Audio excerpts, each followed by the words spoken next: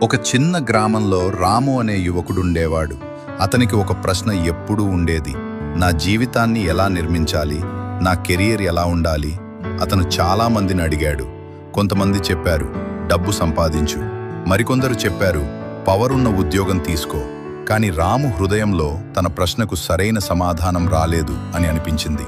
ఒకరోజు అతను తన తాతగారి దగ్గరకు వెళ్ళాడు.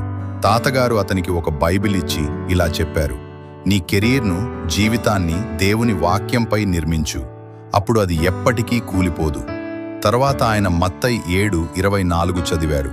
నా మాటలు విని వాటి ప్రకారం చేసేవాడు బండమీద తన ఇల్లు కట్టిన బుద్ధిమంతుని వంటివాడు.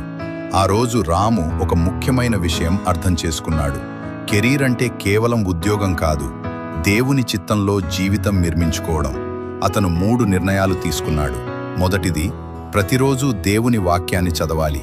ఎందుకంటే కీర్తనలు 119:105 చెబుతుంది, నీ వాక్యము నా పాదములకు దీపము, నా త్రోవకు వెలుగు.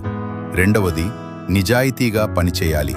కొలస్సైలు 3:23 చెబుతుంది, మీరు చేసే ప్రతి పనిని మనుష్యులకై కాదు, ప్రభువుకై చేయుడి. మూడవది, దేవునిపై పూర్తిగా విశ్వాసముంచాలి. సామెతలు 3:6 చెబుతుంది, నీ మార్గములన్నిటిలో ఆయనను జ్ఞాపకము చేసుకొనుము, ఆయన నీ మార్గములను సరిచేయును. కొన్ని సంవత్సరాల తర్వాత రాము మంచి స్థితికి చేరుకున్నాడు. అతని విజయానికి కారణం కేవలం డబ్బు కాదు, దేవుని వాక్యంపై నిర్మించిన జీవితం.